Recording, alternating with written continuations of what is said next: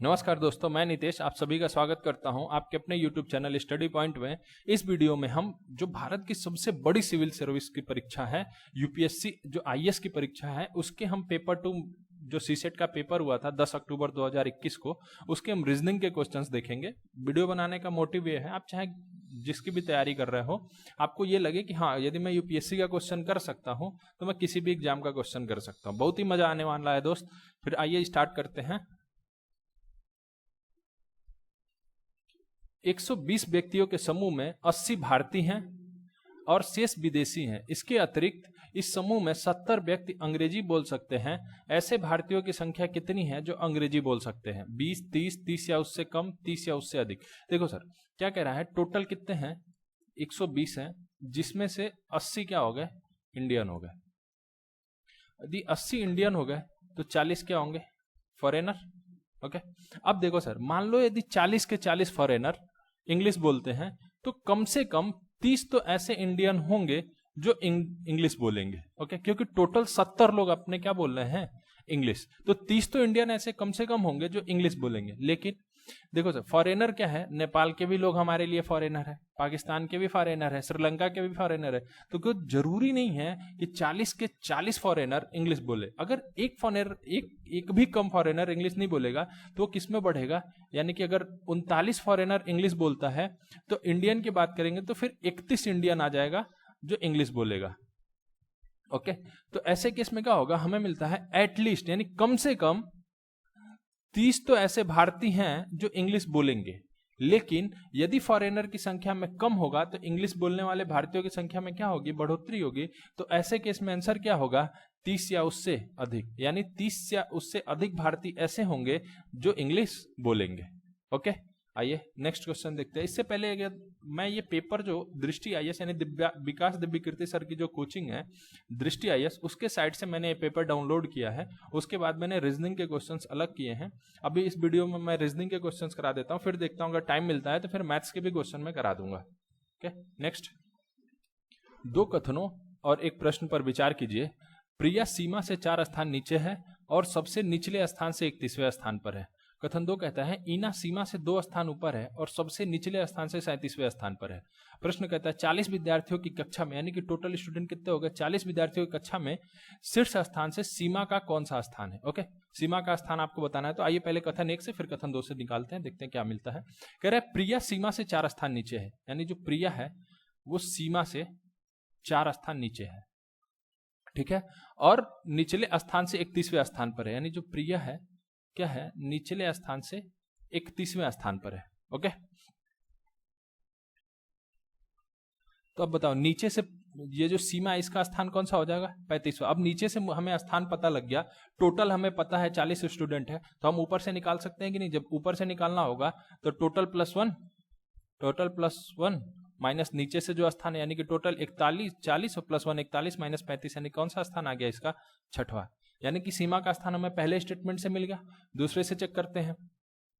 आ जाओ सर, दूसरे। ईना कह रहा है ईना सीमा से 2 स्थान ऊपर है। ईना जो है वो सीमा से 2 स्थान ऊपर है। ठीक है, ईना सीमा से 2 स्थान और सबसे निचले स्थान से 37वें स्थान पे। अब बताओ नीचे से ईना के रैंक दिया है 37वां, यानी कि सीमा का रैंक कौन सा हो जाएगा? 35वां। वही बात है सर, ऊपर से इसका स्थान बताना है, शीर्ष से इसका स्थान बताना है, यानी वही कहानी सर। टोटल प्लस 1 यानी 41 माइनस 35 कितना आ गया? 6। तो हम क्या देख रहे हैं, पहले से भी निकाल सकते हैं और दूसरे से भी निकाल सकते हैं। ऑप्शन मैच कर लो सर। प्रश्न का उत्तर देने के लिए केवल कथन 1 पर्याप्त है, बात गलत। केवल कथन 2 पर्याप्त है, नहीं। प्रश्न का उत्तर देने के लिए या तो केवल कथन 1 या तो केवल कथन 2 पर्याप्त है, ये बात क्या हो जाएगी? सही। मतलब इस प्रश्न का उत्तर हम कथन 1 से भी निकाल सकते हैं और कथन 2 से भी निकाल सकते हैं। ओके, 2 कथनों और एक प्रश्न पर विचार कीजिए। ए और डी में से प्रत्येक बी, ई और एफ में प्रत्येक से अधिक भारी है, किंतु उनमें से कोई भी सबसे अधिक भारी नहीं है। देखो सर, क्या कह रहा है? ए और डी क्या कहता है? ए और डी है ये बी, ई और एफ से भारी है, यानी कि ये बी से, ई से और एफ से क्या है? भारी है, किंतु उनमें से कोई भी सबसे अधिक भारी नहीं है। सबसे अधिक भारी नहीं, यानी बचा कौन? ए, बी, सी, डी, यानी सी बचा। तो क्या हुआ? इनमें सबसे अधिक भारी कौन हो गया? सी। ओके, पहले स्टेटमेंट से होगा। दूसरा चेक करते हैं सर। दूसरे की बात कर रहा है ए डी से भारी है, यानी ए जो है वो डी से भारी है, किंतु सी से हल्का है। किंतु सी से क्या हो गया? हल्का है। बाकी और कुछ नहीं दे रहा। अब क्वेश्चन पढ़ते हैं sir, A B C D और ई में सबसे अधिक भारी कौन है? बोलो sir, A B C D और ई में सबसे अधिक भारी कौन है? तो पहला स्टेटमेंट से दिख रहा है कि सर सी भारी है। ये पहले स्टेटमेंट से ये बात आती है सर कि सी भारी है। ओके, अब बात करते हैं सर इस वाले में देखो सर, ना हमें बी के बारे में पता है और ना ही इसमें हमें ई के बारे में पता है, ना ही हमें एफ के बारे में पता है। तो इस वाले केस से हम कुछ नहीं निकाल सकते। तो इसके आंसर इसका क्या होगा कि भाई सिर्फ हम पहले से बता सकते हैं कि सबसे भारी कौन है, यानी प्रश्न का उत्तर देने के लिए केवल कथन एक पर्याप्त है। ओके, नेक्स्ट अगला कहता है सर, एक अंग्रेजी वर्णमाला में प्रारंभिक 4 अक्षर विपरीत क्रम में लिखे जाते हैं और अगले 4 अक्षर विपरीत क्रम में लिखे जाते हैं और आगे भी इसी तरह लिखा जाता है और अंत में y और z को परस्पर बदल दिया जाता है। तो 13वें अक्षर के दाईं ओर से चौथा अक्षर कौन सा होगा? देखो सर, कहने का मतलब यह है कि अक्षर ऐसे लिखा जाता है, ABCD EFGH IJKL, बट इसको ऐसे ना लेके विपरीत क्रम में लिखे जाते हैं, यानी कि DCBA HGFE LKJ और I, इस क्रम में लिखा जाता है। तो आपसे बोल रहा है सर कि 13वें अक्षर के दाईं ओर कौन सा अक्षर? जब कुछ नहीं लिखा यानी कि बाएं से 13वें अक्षर के दाईं ओर। देखो सर, बाएं और दाएं यानी चीजें क्या हो जाती हैं, जब डिफरेंट होता है तो ऐड होती है। यानी टोटल हमसे क्या पूछा है कि बाएं से 17वां लेटर कौन सा होगा। अब देखो सर, इस सीरीज में बाएं से 17वां लेटर यानी कि 4 4 4 4 यानी 16 तो खत्म हो गए, बचा कौन सा सर? 17वां। तो 17वां लेटर कौन सा होगा? QRST, बट हमको क्या करना है, विपरीत तरीके से लिखना है, तो हो जाएगा TSRQ। तो इस सीरीज का 17वां लेटर कौन सा होगा? T। तो इसका आंसर क्या होगा? T। आइए नेक्स्ट क्वेश्चन देखते हैं। अगला कहता है सर, 7 पुस्तकें PQRSTU और V साथ साथ रखी हैं। R, Q और T के आवरण नीले हैं और अन्य पुस्तकों के आवरण लाल रंग के हैं। केवल S और U नई पुस्तकें और शेष पुस्तकें पुरानी हैं। P, R और S विधि रिपोर्ट है, शेष गजेटियर है। नीले आवरण वाले पुराने गजेटियर कौन से हैं? ठीक है सर, देखो सबसे पहली बात हमको फोकस करना है ऐसे क्वेश्चंस पे, नीले आवरण वाले पुराने गजेटियर, यानी हमारे काम की जो चीज है वो नीले आवरण और पुराना गजेटियर वाला क्वेश्चन है। ठीक है सर, देखो स्टार्ट करते हैं। क्या कह रहा है? QR और T के आवरण नीले हैं और शेष अन्य के आवरण पीले, यानी कि बुक कौन कौन सी है? P, Q, R, S, T और U, V। ओके, कह रहा है सर इसमें QRT के आवरण नीले हैं, यानी Q ब्लू है, R भी ब्लू है और T भी ब्लू है, बाकी सब क्या है? रेड है। और बोलो सर हमें रेड के बारे में कुछ बताना है, क्वेश्चन ने पूछा ही नहीं, इतनी बातें खत्म। यानी कि अगर हम ऑप्शन एलिमिनेट करें तो ऑप्शन बी नहीं होगा एंड साथ ही साथ ऑप्शन डी नहीं होगा। क्यों नहीं होगा? क्योंकि इसमें यू की कहानी दे रखी है और यू क्या है? रेड बुक है, तो हमें रेड तो बताना नहीं, हमें तो नीला बताना है। यानी कि ना ऑप्शन बी हो सकता है ना ऑप्शन डी हो सकता है। अब हमारे पास 50-50 चांस है, या तो ऑप्शन ए होगा या तो ऑप्शन सी होगा। अब आगे चेक कर लेते हैं सर। आगे कह रहा है केवल एस और यू नई पुस्तकें, शेष पुरानी, यानी कि हमारे काम की तीनों पुस्तकें क्या हो गई? ओल्ड हो गई, यानी पुरानी हो गई। हमें क्वेश्चन में भी पूछ रहा है पुराने पुस्तक। अब आगे बात करता है गजेटियर, और आगे कह रहा है शेष पुस्तकें पुरानी है। पी, आर और एस विधि रिपोर्ट है। P, R और S, यानी कि R भी हमारा किसका है? लॉ का है, P भी लॉ की बुक है और S भी लॉ की बुक है। यानी ये हमारी R वाली बुक क्या होगी? हमारे काम की जो बुक है, जो आंसर देने के लिए काम में हमारे जरूरत है, वो बुक क्या होगी? लॉ की। और बोल रहा है शेष गजेटियर है। अब बताओ सर ये बुक किसकी हो गई? गजेटियर की हो गई। ये वाली भी बुक किसकी हो गई? गजेटियर की हो गई। और हमसे क्वेश्चन में क्या पूछ रहा है? नीले आवरण वाली, तो नीले आवरण वाली दोनों बुक। पुरानी पुस्तकें, तो पुरानी पुस्तकें। और क्या चीज? गजेटियर कौन सी है? तो गजेटियर कौन सी हो गई? Q और T। तो हमारा आंसर कौन सा सही होगा? Option number C, Q and T। Okay, आइए सर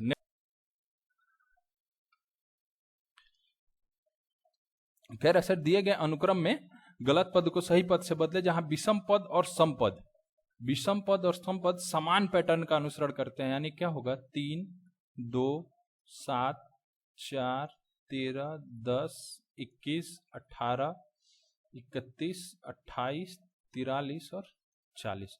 बात कर लो सर सम विषम पद की। 7, 13, 21, 31, 43। इधर बात करोगे सर विषम सम की। 18, 10 और ये 4। अब देखो सर कितने का डिफरेंस है? 4, 6, 8, 10, 12। यानी कि विषम पद में भी लगभग यही कहानी होगी। 12, 10 का होगा, 8 का होगा, यहाँ 6 का होगा। और यहाँ आप देखोगे तो सर डिफरेंस कितने का होगा? 4 का, क्योंकि कह रहा है जहां विषम पद और समपद समान पैटर्न का अनुसरण करते हैं, अगर समान पैटर्न का अनुसरण करेंगे तो यहाँ पे डिफरेंस कितने का होना चाहिए? 4 का। यदि 4 का डिफरेंस होगा तो यहाँ 2 की जगह क्या आना चाहिए सर? 0। तो यहाँ पे क्या होगा? 0, यानी क्या चेंज करना होगा हमें?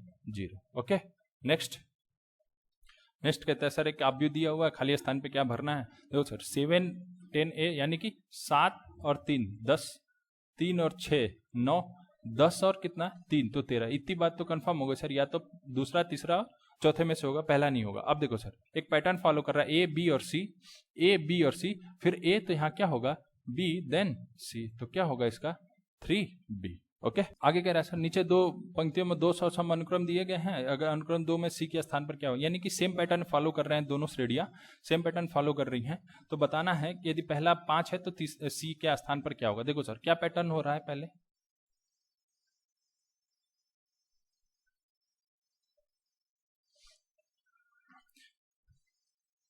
देखो सर दे रहा है नीचे 2 पंक्तियों में 2 सरसम अनुक्रम दिए गए हैं, अनुक्रम 1 और 2, अगर अनुक्रम 2 के लिए सी के स्थान पर क्या प्रविष्टि होगी? यानी कह रहा है 2 श्रेणियां हैं सेम पैटर्न को फॉलो कर रही हैं, यदि दूसरे वाले में पहला 5 है तो सी के स्थान पर क्या होगा? देखो सर पहले श्रेणी निकालते हैं, क्या फॉलो कर रहा है?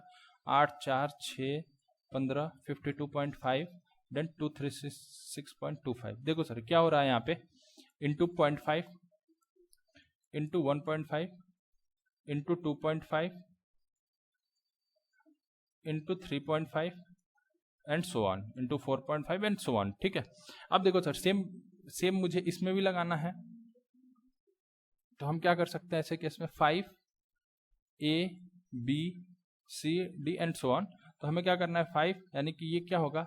पॉइंट इंटू 0.5, B की जगह पे 0.15 इंटू 2.5। ओके, अब बताओ सर 5 5 जो यानी 2.5 यानी 25 15 यानी 15 25 75 5 7 15 30 37 यानी ये क्या होगा? 3.75।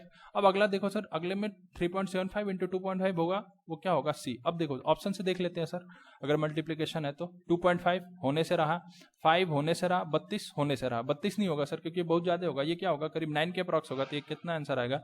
9.375, यानी कि 3.75 इंटू 2.5 का मल्टीप्लीकेशन करोगे तो कितना आ रहा होगा? 9.375। ओके, नेक्स्ट चलो सर नेक्स्ट देखते हैं।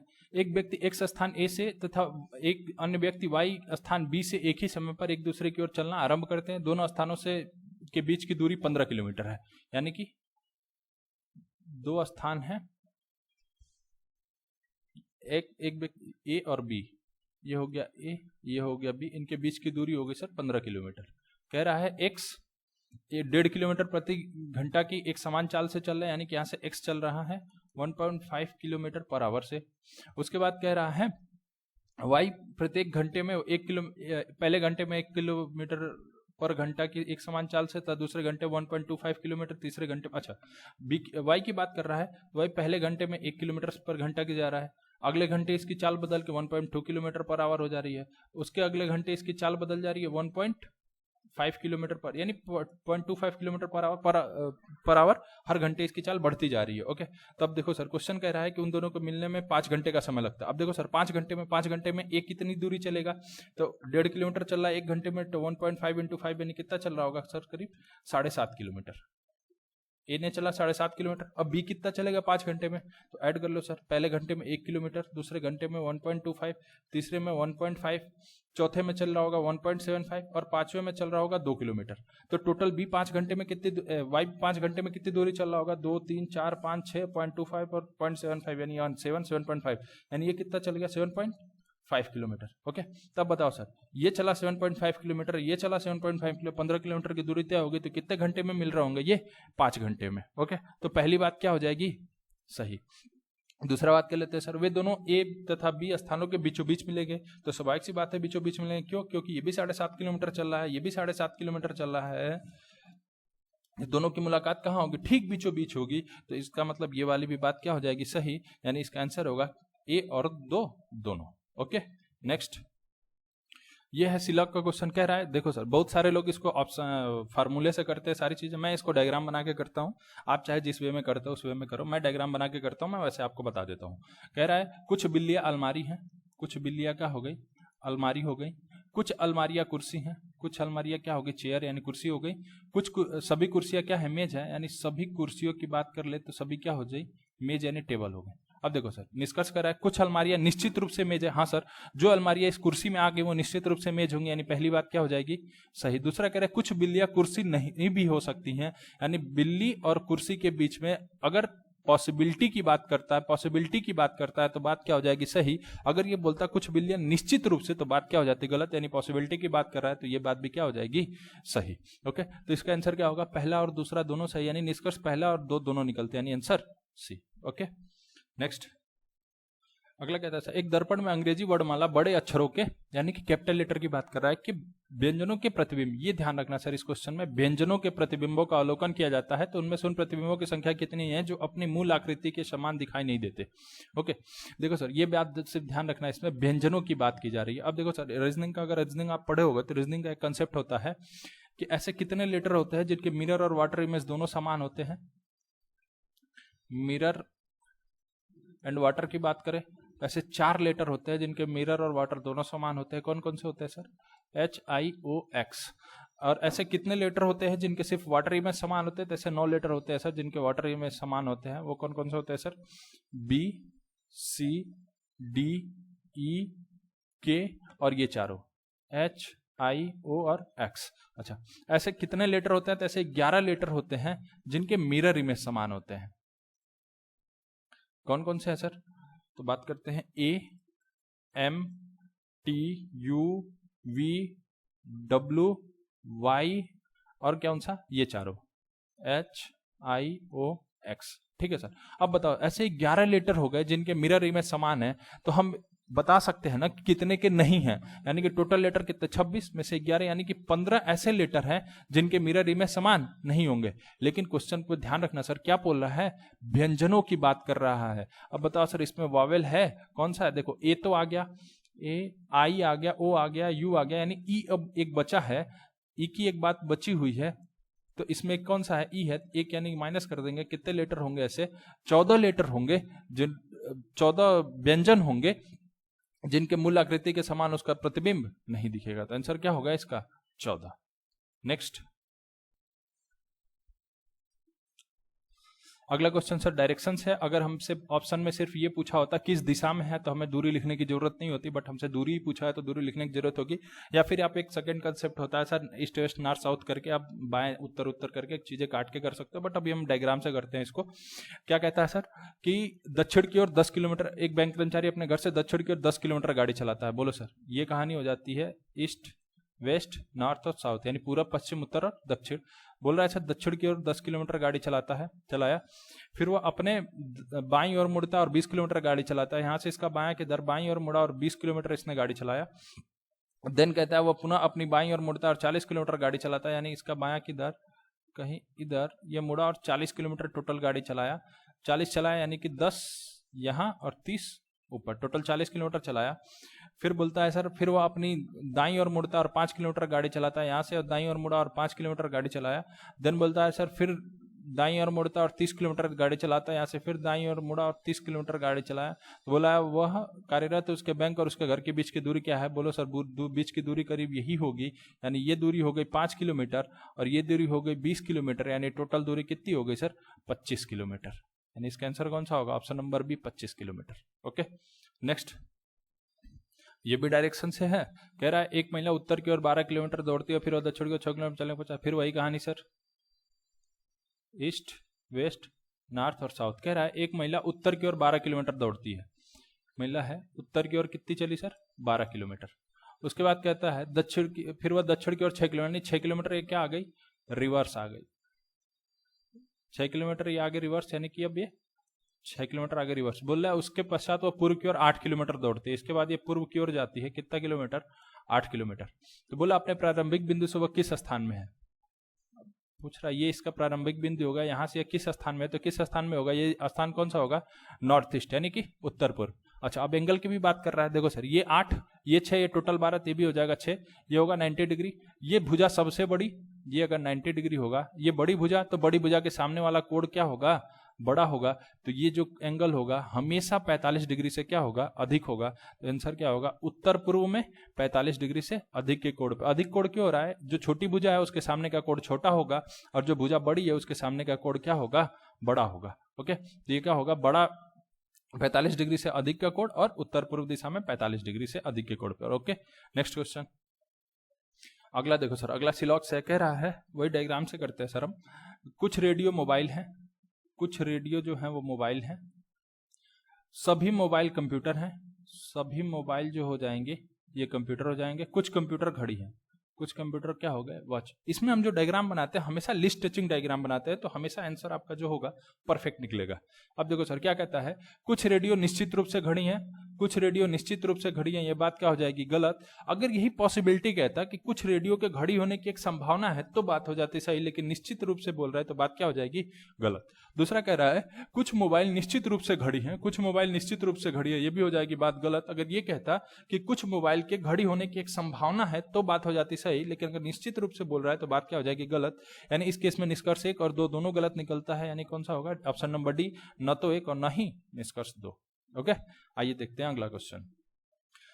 अगला कहता है सर, जोसेफ क्लब में प्रत्येक 5वें दिन जाता है, हर्ष प्रत्येक 24वें दिन, जबकि सुमित प्रत्येक 9वें दिन जाता है। यदि सभी तीनों किसी रविवार को क्लब में मिले तो वे तीनों पुनः कब मिलेंगे। अच्छा देखो सर, ये क्वेश्चन बेसिकली मैथ्स का है, एलसीएम का क्वेश्चन है, बट आ गया है तो हम सॉल्व कर लेते हैं।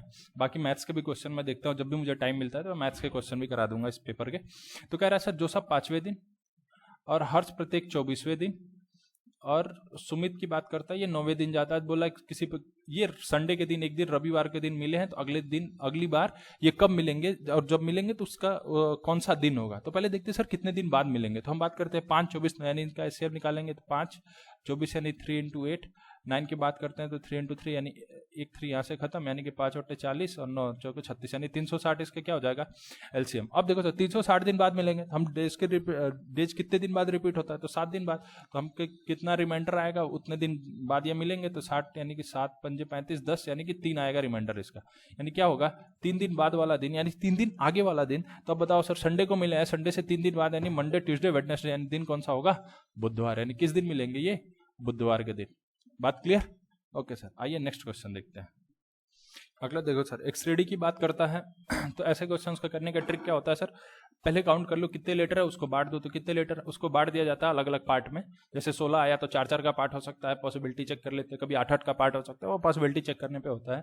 अभी हम काउंट कर लेते हैं इसमें कितना है, 1 2 3 4 5 6 7 8 9 10 11 12 13 14 15 16 17 18 18 यानी करीब लगभग ये 6 की पॉसिबिलिटी मिल रही है। चेक कर लेते हैं 6 पे, 1 2 3 4 5 6, 1 2 3 4 5 6, यानी ये 6 6। अब चेक कर लेते हैं, अगर हम देखें तो इसका पहला लेटर क्या मिल रहा है, ए, हमने ए भर दिया, ए बी। तीसरा लेटर क्या मिल रहा है, बी। अगला क्या मिल रहा है, सेकंड लास्ट, तो ए हो गया। यानी हमें सीरीज मिली A B B A B, A B B A B, A B B A और ए बी। ओके, ये चीज मिल रही है। अब देख लेते हैं हमने क्या भरा, A B A B, A B A B A B, यानी यही एक डी वाला मिल रहा है, A B A B. Okay, A B A B. तो इसका आंसर क्या होगा, डी वाला। ठीक है, आइए नेक्स्ट देखते हैं। ये सर कोडिंग डिकोडिंग का क्वेश्चन, चलिए देख लीजिए, बहुत ही आसान क्वेश्चन है। क्या फॉलो हो रहा है, -1 +1 -1 +1 -1 +1 एंड सो ऑन। तो चलिए ऐसे ही देखते हैं केमिस्ट्री। यानी कि पहला हुआ है -1, यानी कि पहला होगा -1 यानी कि बी, तो ये भी खत्म, ये भी खत्म। अब इन दोनों में पॉसिबिलिटी चेक कर लेते हैं सर कौन सी होगी। अगला होगा +1 यानी कि आई, इसमें भी है, इसमें भी है। आगे देखते हैं -1 यानी डी, इसमें भी मिलता। अगला डिसाइडिंग हो जाएगा सर m, यानी कि -m +1 यानी n होगा, तो चौथा लेटर क्या होगा, n, यानी कौन सा ऑप्शन सही होगा, बी वाला। ओके, आइए नेक्स्ट देखते हैं। अगला दिया अच्छा, निम्नलिखित में से किस समय किसी घड़ी के घंटे की सुई तथा मिनट की सुई आपस में 180 डिग्री का कोण बनाएंगी। अब देखो सर, टाइम हमें दिया नहीं है, लेकिन हम ऑप्शन से अगर चेक करते हैं तो 7 बजे 7 से 7:05 के बीच में, 7 5 बजे 7, यानी 7 और 8 के, मतलब सिंपल सा क्वेश्चन बनेगा हमारा कि 7 से 8 बजे के बीच में कब 180 डिग्री का एंगल बनाएगी घड़ी। ठीक है, तो अब देखो सर, इसके लिए एक फार्मूला, सिंपल सा formula, 2/1 A1 ± A2, 2/11 A1 ± A2। अब देखो सर, 2/11, यहाँ A1 क्या होगा, यानी 7, यानी 7 से बात हो रहा है तो 7 × 30 यानी कि कितना हो जाएगा, 210 माइनस A2 कितना दिया है, 180 डिग्री। तो यहाँ क्या हो जाएगा, 2/11 गुड़े ये कितना 200 यानी 20 10 30 यानी कितना होगा 30, यानी कि कह सकते हैं इसको 60 बटा में 11। 11 से भाग दोगे क्या होगा सर 5 से ही 5 बटा में 11 5 55 और 5 60, 5 से ही 5 बटा 11 मिनट पर, यानी हम बोलेंगे कि 7:05 से ही 5 बटा 11 मिनट पर जो मिनट और घंटे के बीच की सुई है उसके बीच का जो एंगल होगा वो होगा कितना 180 डिग्री। अब ऑप्शन से मैच कर लो तो 7 बजे, बात गलत, 7 से 7:05 के बीच में तो नहीं सर, ये 5:11 पर, यानी कि 5:05 से ही 5 बटा 11 मिनट पर, यानी कि इससे ज्यादा है तो ये वाला भी ऑप्शन नहीं होगा। 7:05 ये भी नहीं होगा। 7:05 से 7:10 के बीच में तो ये बात बिल्कुल सही हो जाएगी, 7:05 से 7:10 के बीच में। ओके, आइए नेक्स्ट देखते हैं। इसमें कह रहा है सर किसी माह का अंतिम दिन बुधवार है, उस माह का तृतीय शनिवार उसका 17वां दिन है, तो इस माह 14 दिन कौन सा केवल कथन एक पर्याप्त है। ये डाटा सफिशिएंसी के क्वेश्चन की बात कर रहा है सर। तो देखो मतलब कि पहला या दूसरा कौन सा कथन है जो कि इस क्वेश्चन का आंसर देने के लिए पर्याप्त है। पहला कह रहा है सर किसी माह का अंतिम दिन बुधवार है, तो आपको बताना उस माह के 14वें दिन कौन सा वार होगा, यानी कौन सा दिन होगा। तो ये पहले से हम आंसर कभी नहीं दे सकते। क्यों नहीं दे सकते सर? अंतिम दिन बुधवार है, हमें नहीं पता सर वो अंतिम दिन यानी अंतिम डेट कौन सा है, वो 30 का महीना है या 31 का महीना है या फिर 28 या 29 का फरवरी है महीना है, कौन सा महीना हमें नहीं पता। जब हम लास्ट दिन में ही क्लियर नहीं है तो हम बता ही नहीं सकते कि उसका 14वां दिन क्या होगा, यानी पहले से आंसर कभी नहीं होगा, यानी पहला कथन से हम कभी नहीं निकाल सकते, यानी पहला कथन तो हमेशा अपर्याप्त होगा। दूसरे की बात करते हैं, कह रहा है सर किसी माह का तृतीय शनिवार 17वां दिन, यानी किसी महीने का 17 तारीख को बोला है सैटरडे है, तो 14 तारीख को कौन सा दिन होगा, तो हम आसानी से निकाल सकते हैं सर। अगर 17वां दिन शनिवार को है तो 14 तारीख को कौन सा दिन होगा, हम आराम से निकाल सकते हैं। तो इसके लिए क्या होगा, केवल कथन 2 से आंसर निकल सकता है, यानी प्रश्न का उत्तर देने के लिए केवल कथन 2 पर्याप्त है, यानी ऑप्शन नंबर 20 का राइट आंसर होगा। ओके, आइए सर नेक्स्ट देखते हैं। देखो सर ये वाला क्वेश्चन जो है ये सिलॉग का क्वेश्चन है, तो आइए करते हैं फिर। कह रहा है कुछ हरे जो हैं वो नीले हैं, यानी कि कुछ जो हरे हो गए, कुछ जो ग्रीन हो गए वो क्या हो गए, ब्लू। आगे कह रहा है कुछ नीले क्या है, काले हैं, कुछ जो ब्लू हैं वो क्या है, ब्लैक। ओके, हमेशा लिस्ट टचिंग डायग्राम बना के चलते हैं। कह रहा है कुछ हरे काले हैं, बात क्या हो जाएगी, गलत। अगला कह रहा है कोई भी हरा काला नहीं है। अगर हम जिस मेथड से मैं पढ़ता हूँ या जिस मेथड से हम करते हैं लिस्ट टचिंग में, इसमें होता है अगर ब्रिज बना है ना, अगर ब्रिज बनता है तो नहीं का रिलेशन होता है, ब्रिज नहीं बनता है तो नहीं का रिलेशन नहीं होता है, यानी कि अगर स्टेटमेंट पॉजिटिव है तो कंक्लूजन कभी निगेटिव नहीं हो सकता। ये बात भी आप कह सकते हो सर। आगे चलो, आगे करता है सभी हरे काले हैं, सभी हरे काले हैं, बात क्या हो जाएगी, गलत। आगे करता है सभी काले हरे, सभी काले हरे, ये भी बात क्या हो जाएगी, गलत। लेकिन सर अगर आप ध्यान से देखोगे ना तो एक केस आता है इसमें कि अगर elements are same, if the elements are same then either और आर का केस लगता है। ठीक है, दोनों बातें गलत हो, एलिमेंट सेम है तो आइदर और आर का केस लगेगा। यानी कि अगर आप देख सकते हो तो पहला कुछ हरे काले हैं और कोई भी हरा काला नहीं है, इस केस में क्या होगा सर, आइदर और का केस लगता है, यानी कि या तो पहला सही है या तो दूसरा सही है। बट हमें ऑप्शन में कोई आइदर और नहीं दिख रहा, तो इसलिए हम क्या मानेंगे कि चारों की चारों बातें गलत है। यानी कौन सा ऑप्शन सही होगा, डी ऑप्शन, यानी कि न तो एक और न ही दो। डी ऑप्शन क्या दे रखा है सर इसमें कि न तो पहला और न तो 1 2 3 और न ही 4, यानी कि डी ऑप्शन दे रखा है 1 2 3 और 4 कोई भी मैच नहीं करता है, यानी सारे गलत है। ओके सर, कोई भी नहीं है। ओके ठीक है, बट अगर ऑप्शन में होता कि पहला और दूसरा, यानी या तो पहला या दूसरा, तो हमेशा ये वाली बात सही हो जाती है कि इस केस में या तो पहला सही होगा या तो दूसरा सही होगा। लेकिन इसमें आइदर आर वाला केस दिया ही नहीं है। आइदर आर नाइदर आर वाला केस अगर नहीं दिया है तो हम इस केस में क्या कहेंगे, चारों भी बातें सियोरिटी में जाएंगे तो चारों भी बातें क्या हो जाएंगी, गलत, यानी ऑप्शन नंबर डी सही हो जाएगा, यानी कि न तो पहला और न ही दूसरा। ओके, आइए नेक्स्ट देखते हैं। अगला देखते हैं सर, ये तो सीरीज का क्वेश्चन है, यानी कि 2 7 20 67 202 x 182 में x का मान बताना है, यानी ये सीरीज का क्वेश्चन है सर। मैच करो, क्या मल्टीप्लिकेशन लग रहा है, मल्टीप्लिकेशन नहीं लग रहा सर, यानी कि 7 बाई, अच्छा ये देखो सर क्या हो रहा है, इंटू 3 + 1 इंटू 3 + 1 इंटू 3 + 1, आसान सा क्वेश्चन है सर, इंटू 3 + 1। आगे बात कर लो, इस वाले में भी होगा सर इंटू 3 + 1। अब बताओ सर इंटू 3 + 1 यानी 3 5 7 8, यानी यूनिट डिजिट से आप चेक कर सकते हो। 2 3 6 + 1 यानी 7, यानी कौन सा होगा 607, यानी 202, यानी 606 + 1 7, यानी क्या आंसर हो जाएगा इसका सर 607। आइए सर नेक्स्ट देखते हैं। ये सर कैलेंडर से क्वेश्चन है, 10 अक्टूबर 2027 को कौन सा वार होगा, ये देखो ये कैलेंडर से क्वेश्चन है, 10 अक्टूबर 2027 को कौन सा वार होगा, तो ये तो आसान हो गया। जैसे जिस दिन पेपर था उस दिन भी क्या था, 10 अक्टूबर 2021 को। दिन कौन सा था उस दिन, संडे के दिन पेपर हुआ था। ठीक है, अब बात करें 10 अक्टूबर 2027, यानी हमें मंथ वगैरह में कुछ वर्क ही नहीं करना। तो इस दिन कौन सा दिन होगा बताओ सर, कितने साल का डिफरेंस है? 6 साल का, यानी 6 तो ऑर्डिनरी ईयर यानी साधारण वर्ष आ गया। अब इसके बीच में कौन कितने लीप ईयर आएंगे? 6 ही, यानी 21 आएगा ना, 22 होगा ना, 23 नहीं, 1 24 होगा, 24 एक यानी 25 26 27 28 तो होगा ही नहीं, तो 6 + 1 यानी कि 7 दिन आगे सर। 7 दिन आगे का दिन होगा, 7/7 यानी कितने दिन सर? 0 दिन, यानी सेम डे हो जाएगा। यानी 10 अक्टूबर 2027 को भी कौन सा दिन होगा सर? संडे ही हो जाएगा। यानी आंसर कौन सा होगा? पहला, यानी 10 अक्टूबर 2027 को कौन सा दिन होगा? रविवार। ओके, तो बस यही समाप्त हो गया सर।